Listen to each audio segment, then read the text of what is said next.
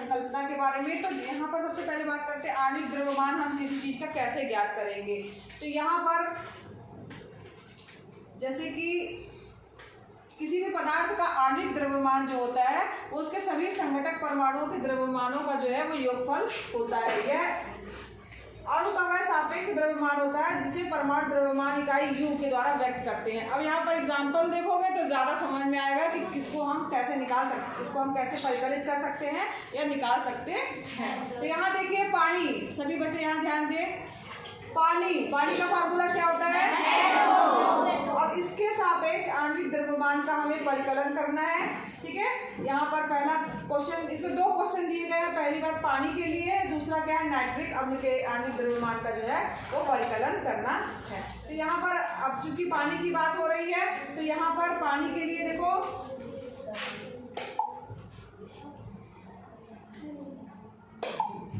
पानी का फार्मूला क्या हो गया, H2O। ठीक है, अब यहाँ पर देखो हाइड्रोजन का परमाणु द्रव्यमान, हाइड्रोजन का जो परमाणु द्रव्यमान कितना होता है, 1। ठीक है, इसे 1 U लिखा जाता है। अब ऑक्सीजन की बात करें, हाइड्रोजन का परमाणु द्रव्यमान क्या है, 1। ऑक्सीजन का कितना दिया हुआ है, 16। ठीक है, अब यहाँ पर इसका आणविक द्रव्यमान आपको ज्ञात करना है कि इसका आणविक द्रव्यमान क्या होगा। अब यहाँ पर फार्मूला है H2O। ठीक, H2O ये फार्मूला है। हाइड्रोजन का क्या होता है, 1। अब यहाँ बगल में क्या लिखा है, 2। तो यहाँ पर आप क्या करेंगे, 2 का मल्टीप्लाई करेंगे। समझ में आ रहा है? ऑक्सीजन क्या लिखा हुआ, सिंगल O है, इसके आगे कुछ भी 2 नहीं लिखा है, यानी कि इसका मतलब है ये 1 ही O है। तो यहाँ पर 1 का गुणा होगा किसके साथ में, 16 के साथ में, जो कि ऑक्सीजन का जो है वो परमाणु द्रव्यमान है। समझ में आया? अब इसको जोड़िए, 2 1 का 2 प्लस 16 1 का 16। अब 16 धन 2 कितना हो जाएगा, 18। और यूनिट चूंकि यहाँ पर जो है U है, तो यहाँ पर जो है आणविक द्रव्यमान के लिए, तो यहाँ पर 18 U जो है तो किसका द्रव्यमान आ गया आपका, पानी का या H2O का आ गया। समझ में आया सबको? इसके लिए आपको इसका परमाणु द्रव्यमान याद होना चाहिए। हाइड्रोजन का क्या है, ऑक्सीजन का क्या है, नाइट्रोजन का क्या है। ठीक है, इस तरीके से आपको जब याद रहेगा तभी आप इसको कैलकुलेट कर पाएंगे, किसी का परमाणु द्रव्यमान निकाल पाएंगे। ठीक है, ये सबको समझ में आ गया कैसे निकाला गया है। जितने भी अणु, यहाँ पर H के बाद 2 लिखा है तो 2 का मल्टीप्लाई हुआ, यहाँ 1 उसका क्या है, परमाणु द्रव्यमान है, ऑक्सीजन का 16 है, उसके बगल में कुछ नहीं लिखा, यानी 1 का मल्टीप्लाई होगा, 2 1 कम 2 और 16 1 कम 16, यानी 2 धन 16 करेंगे तो कितना रहेगा, 18 हो गया। 18 U क्या हो जाएगा, ये पानी का आणविक द्रव्यमान ज्ञात हो गया। ठीक है, ठीक। अब यहाँ पर देखो और हम आगे देखते हैं कि अब हम एक क्वेश्चन और हल करते हैं, जो है आपका नाइट्रिक अम्ल का जो है उसका आणविक द्रव्यमान आपको ज्ञात करना है। प्रश्न में है आपका नाइट्रिक अम्ल का जो है, यहाँ देखिए प्रश्न दिया हुआ है, नाइट्रिक अम्ल के आणविक द्रव्यमान का परिकलन कीजिए। तो यहाँ पर नाइट्रिक अम्ल का सबसे पहले आपको क्या ज्ञात होना चाहिए, फार्मूला याद होना चाहिए। ठीक है, तो यहाँ पर जब आपको नाइट्रिक अम्ल का जो है वो फार्मूला याद होगा तभी आप इसका कैलकुलेशन कर पाएंगे। तो नाइट्रिक अम्ल का फार्मूला क्या होता है, HNO, बस HNO3। ठीक है, HNO3 क्या है, नाइट्रिक अम्ल, ये याद होना चाहिए आपको। तो यहाँ पर देखिए HNO3। ठीक, तो यहाँ पर क्या क्या चीजें हैं, हाइड्रोजन, नाइट्रोजन, ऑक्सीजन। ठीक है, तीनों चीज है, तीनों का आपको परमाणु द्रव्यमान जो है वो क्या होना चाहिए, याद होना चाहिए, पता होना चाहिए। हाइड्रोजन का याद हो गया होगा बार बार करते करते कि उसका परमाणु द्रव्यमान 1 होता है। तो यहाँ पर 1 U जो है वो हाइड्रोजन का परमाणु द्रव्यमान होगा, हाइड्रोजन का मान कितना हो गया, 1। ठीक है, नाइट्रोजन, अब नाइट्रोजन जो है उसकी बात की जा रही है, तो नाइट्रोजन में कितने होते हैं, अरे 14 U। ठीक है, ये U है, ठीक है, 14 नहीं समझना, ये H का जगह H का मान हो गया 1 U, नाइट्रोजन का 14 U हो गया, और ऑक्सीजन जो अभी क्या है 16 U। तो HNO तीनों के हमें क्या मालूम हो गए हैं, परमाणु द्रव्यमान ज्ञात है। ठीक, अब यहाँ पर इसका फार्मूला लेना है हमें, क्या, HNO3। अब यहाँ पर H कितने हैं, 1। ठीक है, गुणे H का परमाणु द्रव्यमान कितना है, 1 प्लस नाइट्रोजन कितने हैं, 1, उसका परमाणु द्रव्यमान कितना है,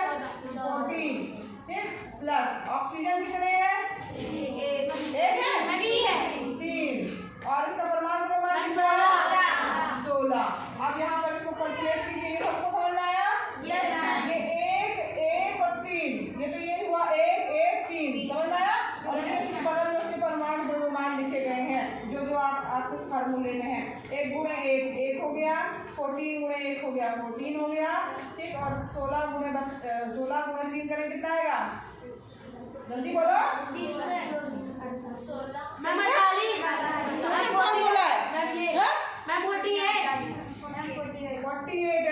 आएगा, ठीक है। अब इसको जोड़िए, 48 प्लस 15, 48 प्लस 15 करिए कितना आया? 48 प्लस 15 करके बताइए कितना है भाई? 63 यू, ठीक है। यहाँ पर U जो है इसकी यूनिट हो गई, ठीक। आणविक द्रव्यमान। अब HNO3 का आणविक द्रव्यमान क्या होगा? 63 यू, ठीक है। यहाँ पर HNO3 का आणविक द्रव्यमान क्या हो जाएगा? 63 यू। समझ में आ गया? इस तरीके से आप किसी का भी आणविक द्रव्यमान निकाल सकते हैं। एक क्वेश्चन अभी और हम लोग हल करेंगे, इसको सबको समझ में आ गया? आगे बढ़े। चलिए अब यहाँ पर देखिए, इसके बाद जो है सूत्र इकाई द्रव्यमान। अब यहाँ पर देखिए ये क्या चीज है, तो यहाँ पर जैसे किसी भी पदार्थ का सूत्र इकाई द्रव्यमान जो होता है उसके सभी संघटक परमाणुओं के परमाणु द्रव्यमानों का योगफल होता है। तो सूत्र द्रव्यमान का परिकलन भी जो है, जैसे अभी हम लोगों ने इसका आणविक द्रव्यमान का परिकलन किया, उसी तरीके से आप सूत्र द्रव्यमान का भी जो है वो परिकलन कर सकते हैं। यहाँ पर केवल अंतर क्या है कि यहाँ पर हम उस पदार्थ के लिए सूत्र इकाई का उपयोग करते हैं। तो यहाँ देखिए, जैसे कि सोडियम और क्लोराइड की अगर हम बात करें, सोडियम क्लोराइड का फार्मूला क्या होता है? कौन बताएगा? क्या है? NaCl, ठीक है। अब इसका इकाई सूत्र जो है अगर हमें निकालना है तो इसमें देखिए इसका परिकलन हम किस तरीके से कर सकते हैं। यहाँ पर देखिए, हाँ NaCl, ठीक है, NaCl, ये क्या हो गया आपका? सोडियम क्लोराइड, ठीक। सोडियम यहाँ पे Na का मान कितना है? Na के लिए इसका परमाणु द्रव्यमान कितना होता है सोडियम का? याद है? NaCl सोडियम का 23 ना, कितना है? 23 यू, ठीक है। इसके बाद जो है क्लोरीन का आपको पता है 35.5 यू, ठीक है। यहाँ पर इसका याद होना चाहिए आपको, Na का 23 यू, क्लोरीन का 35.5 यू, स्मॉल यू लिखा जाएगा, ठीक है। तो यहाँ पर अच्छे से सही चल रही है अपन। अब यहाँ पर NaCl अगर आपको ज्ञात करना है तो 1 का गुना हो जाएगा Na के परमाणु द्रव्यमान से। Na का कितना है? 23 प्लस Cl, 1 का गुना Cl भी 1 है तो 1 का गुना क्या हो जाएगा? 35.5, ठीक है। और जब इसको आप कैलकुलेट करेंगे तो यहाँ पर कैलकुलेशन के बाद जो है वो क्या हो जाएगा आपका? यहाँ पर 23 एकम 23 हो जाएगा और यहाँ पर 35.5 हो जाएगा। तो 23 एकम 23 और 35.5 इसको जोड़ेंगे आप तो ये आ जाएगा आपका क्या?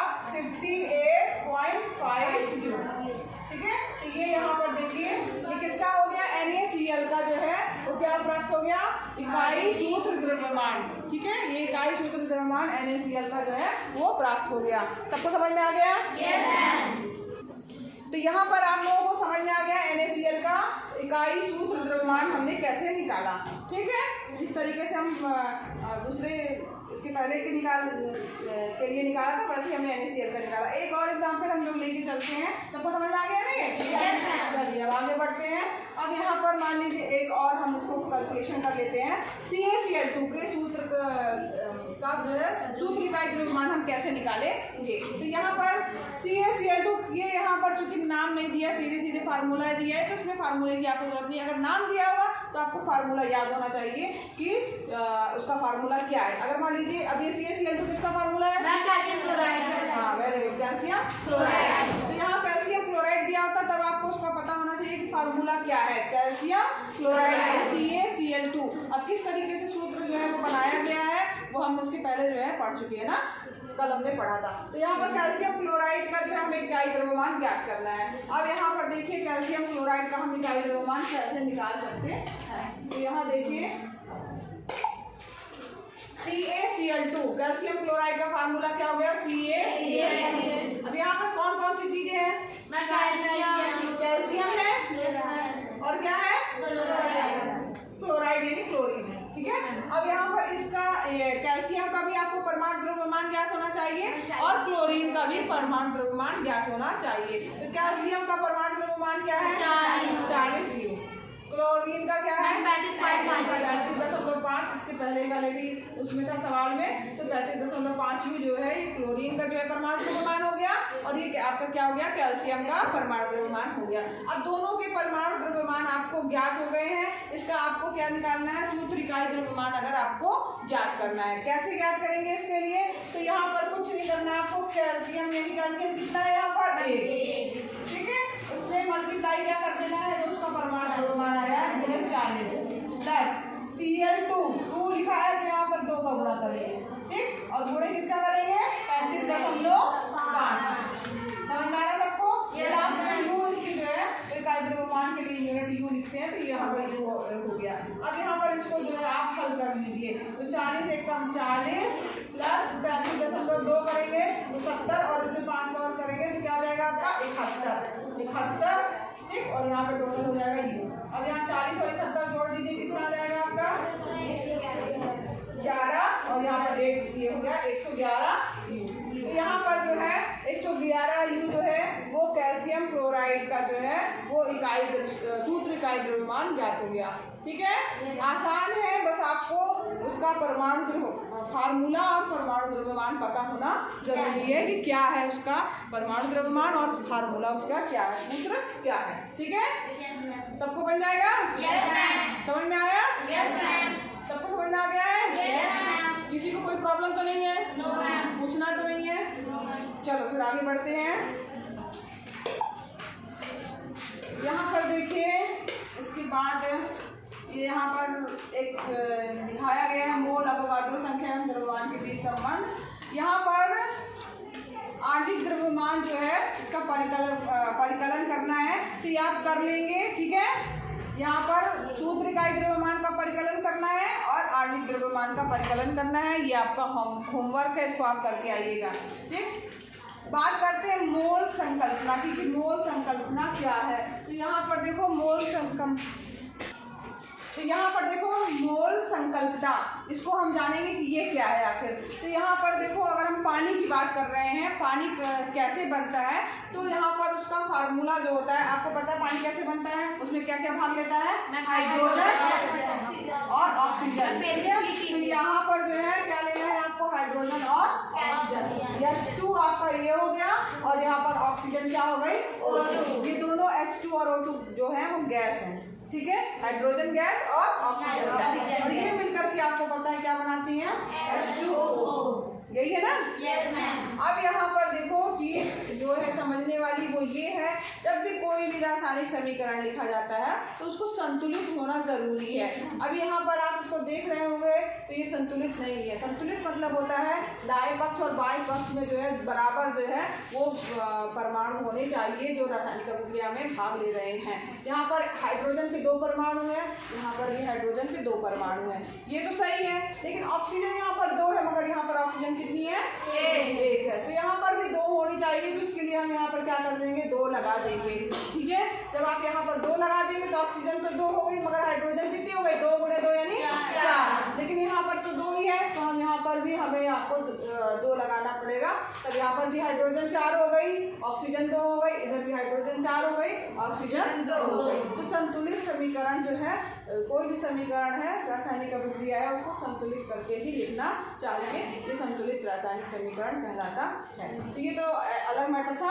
अब यहाँ पर देखो रासायनिक अभिक्रिया के द्वारा H2 ये उसका समीकरण, जिससे जो है क्या बनता है? पानी बनता है।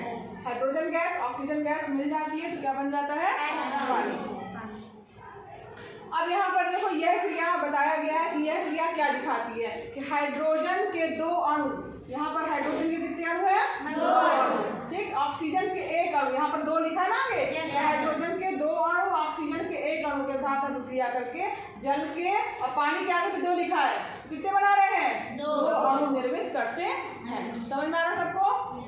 यहाँ समझ में आया? हाइड्रोजन के 2 अणु, ऑक्सीजन का 1 अणु, हाइड्रोजन के 2 अणु, ऑक्सीजन का 1 अणु, 2 पानी के जो है वो अणु बनाते हैं। ठीक है, अब यहाँ पर जब इसको हम लिखेंगे दूसरा अथवा करके इसको क्या लिख सकते हैं? जबकि हाइड्रोजन अणु के 4U ठीक, 2 है यहाँ पर हाइड्रोजन, यहाँ पर 2 है और यहाँ आगे भी 2 लिखा हुआ है। और हाइड्रोजन का परमाणु द्रव्यमान क्या होता है? 1 U होता है। टोटल मिला के कितना हो गया? 4 U। समझ में आया ये? तो हाइड्रोजन अणु के 4 U और ऑक्सीजन अणु के, अब ऑक्सीजन जो है यहाँ पर ऑक्सीजन का मान कितना, ऑक्सीजन पर्टिकुलर O का आणविक द्रव्यमान कितना होता है? 16 होता है। ठीक है, अब यहाँ पर 2 लिखा हुआ है तो 16 गुणे 2 करेंगे कितना हो जाएगा? 32। तो यहाँ पर हो गया हाइड्रोजन अणु के 4 U, ऑक्सीजन अणु के 32 U के साथ संयोग करके, अब 32 घन 4 करोगे तो कितना हो जाएगा? 36 जल को निर्मित करते हैं। ये सबको समझ में आया? ये क्या लिखा हुआ है? ये चीज समझ में आ गई ना?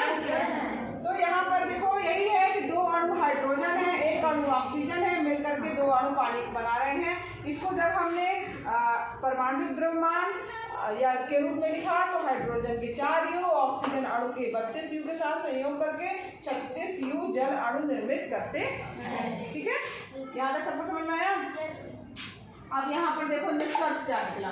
तो यहाँ पर इस समीकरण से निष्कर्ष निकाल सकते हैं कि किसी भी पदार्थ की मात्रा उसके द्रव्यमान से अथवा उसके परमाणुओं की संख्या से अभिलक्षित कर सकते हैं, परंतु एक रासायनिक अभिक्रिया समीकरण से अभिक्रिया में भाग लेने वाले परमाणु अथवा अणुओं की संख्या जो है वो सीधे प्राप्त हो जाती है। इसलिए पदार्थों की मात्राओं का ज्ञान उनके द्रव्यमानों के आधार की अपेक्षा उनके अणुओं अथवा परमाणुओं की संख्या के आधार पर प्राप्त करना अधिक जो है वो सरल होता है। अब यहाँ पर एक नई इकाई, ठीक है, मोल जो है वो प्रस्तावित की गई या लाई गई। क्या नाम था उसका? मोल। ठीक, MOLE जो है वो प्रस्तावित की गई। किसी परमाणु, स्पीशीज का मतलब हुआ या तो परमाणु भी हो सकता है, या तो अणु हो सकता है, या तो आयन हो सकता है, या तो कण हो सकता है। किसी भी स्पीशीज के 1 मोल में मात्राओं की वह संख्या जो ग्राम में उसके परमाणु अथवा आणविक द्रव्यमान के बराबर होती है क्या कहलाएगी? मोल कहलाएगी। ठीक है, तो यहाँ पर किसी भी पदार्थ के 1 मोल में कणों की संख्या निश्चित होती है। अब उसका मान भी जो होता है वो निश्चित होता है। वो आप उसका मान क्या होता है? 6.022 गुणे 10 की घाते 23। ठीक है, 6.022 इंटू 10 टू द पावर 23। ये जो है इसका मान जो है वो फिक्स है, जिसे क्या कहा जाता है? 1 मोल कहा जाता है। इस संख्या को अवोगाद्रो संख्या भी कहा जाता है। ठीक है, तो ये संख्या आपको याद करनी है। याद हो गई होगी, देख लीजिए, अच्छे से याद कर लीजिए, तुरंत अभी याद कर लीजिए। याद हो गई सबको? 10 सेकंड का टाइम दे रहे हैं। और इसे क्या कहा जाता है ये भी याद कर लीजिए। 6.022 इंटू 10 की घाते 23, इसको अवोगाद्रो भी कहते हैं। हाँ, 1 मोल का मान है ये। ठीक है, मोल का मान है। याद हो गया सबको? याद हुआ? याद करो, क्या मान है इसका?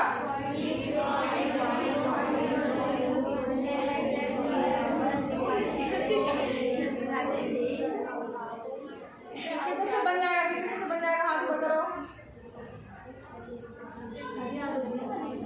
चलो बताओ। 6.022 गुणे 10 घाते 23, इसको अवोगाद्रो संख्या। Very good. और कौन बताएगा?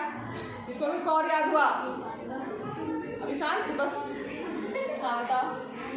6.022 गुणे 10 घाते 23 अवोगाद्रो संख्या। हाँ ठीक है, यहाँ पर देखो 1 मोल का जो है वो निश्चित मान होता है। यहाँ पर इसका मान क्या है? 6.022 गुणे 10 की पावर 23 हो जाएगा। और यहाँ पर जो है इसको अवोगाद्रो स्थिरांक जो है या अवोगाद्रो संख्या भी कहा जाता है। इसको N0 से निरूपित किया जाता है। ठीक है, अब यहाँ पर जैसे 1 मोल बराबर क्या हो गया आपका? किसी भी पदार्थ के लिए 1 मोल बराबर हो गया 6.022 गुणे 10 की घाते 23। ठीक है, अब 1 दर्जन में कितने होंगे? 12। 1 ब्रूस लिखा है, इससे कोई मतलब नहीं है ज़्यादा। अब यहाँ पर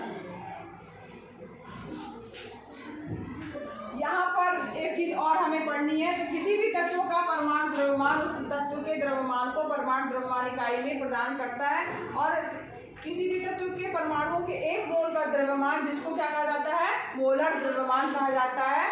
हमें उसी संख्यात्मक मान को लेना पड़ेगा, परंतु इकाई को U की जगह पे हम क्या लेंगे? G लेंगे। यहाँ पर जितनी जगह भी हम कैलकुलेशन करेंगे, जहाँ जहाँ हमने यू लिया था उसको हम क्या करेंगे, जी लेंगे, और इसको क्या कहा जाएगा, मोलर द्रव्यमान को ग्राम परमाणु द्रव्यमान जो है कहा जाएगा। उसको मोलर द्रव्यमान भी कह सकते हैं या ग्राम परमाणु द्रव्यमान, ठीक है। इसलिए इसको जी लिखा जाता है, जी से क्या होता है, ग्राम, तो ग्राम परमाणु द्रव्यमान कहा जाएगा। जैसे कि अगर मान लो हम बात करते हैं हाइड्रोजन की, तो हाइड्रोजन का परमाणु द्रव्यमान 1 U है, तो इसका ग्राम परमाणु द्रव्यमान कितना हो जाएगा, 1 G, ठीक है।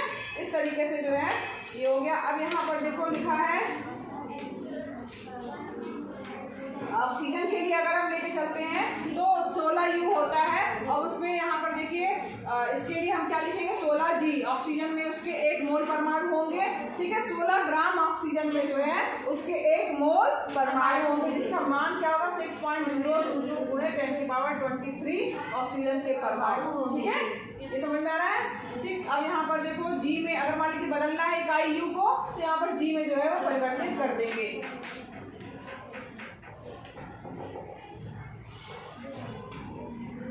अब यहाँ पर एक सवाल और थोड़ा सा देख लो, एग्जाम्पल है सरल सा है। जैसे 12 ग्राम हीलियम है, उसको जो है वो उसमें मोलों की संख्या का आपको परिकलन करना है कि कितने जो है उसमें मोलों की संख्या है। तो यहाँ पर छोटी छोटी चीज़ें दी है कि मोलों की संख्या को स्मॉल m n मान लिया, द्रव्यमान को capital M, sorry small m मान लिया, मोलर द्रव्यमान को कैपिटल M, और कणों की संख्या को n, और अवोगाद्रो संख्या को n। तो यहाँ पर हीलियम जो की बात कर रहे हैं, तो हीलियम का द्रव्यमान जो होता है He जो है यहाँ पर 4U हो गया इसका द्रव्यमान, ठीक। अब मोलर द्रव्यमान परमाणु द्रव्यमान 4U, अगर मोलर उसी में लगा दिया जाएगा तो वो M की U की जगह क्या हो जाएगा, G, 4G हो जाएगा। मोलों की संख्या का फार्मूला होता है, याद करना होगा, दिया गया द्रव्यमान बटे मोलर द्रव्यमान। अब दिया गया द्रव्यमान कितना था, यहाँ पर देखो दिया हुआ है M का मान कितना हो गया 52, और स्मॉल m यानी कि यहाँ देखो 52 यहाँ पर में दिया, ये 52 ग्राम, ठीक है। तो यहाँ पर 52 ग्राम जो है वो दिया गया द्रव्यमान है, और मोलर द्रव्यमान कितना है आपका 4 ग्राम, तो 4 का भाग कर देंगे, 13 जो आ गया वो क्या हो गया, आपके मोलों की संख्या हो गई। अब इसी तरीके से 1 मोल का मान आपको पता है 6.022 गुणे 10⁻23, तो मोलों की संख्या आपको ज्ञात करनी है, तो दिए गए कणों की संख्या बटे अवोगाद्रो संख्या। तो यहाँ पर दिए गए कणों की संख्या प्रश्न में दिया है 12.044 गुणे 10⁻23, ठीक है। और यहाँ पे बटे में आपने जो अवोगाद्रो संख्या प्राप्त हुई है, जो कि आपको पता है इसका मान कितना होता है 6 अभी याद किया आपने ना, 6.022 गुणे 10⁻23 भाग कर देंगे, 2 आ गया, तो यहाँ पर मोलों की संख्या क्या प्राप्त हो गई आपकी 2, ठीक है। इस तरीके से जो है इसको हमारे चैप्टर खत्म हो गया, ठीक है।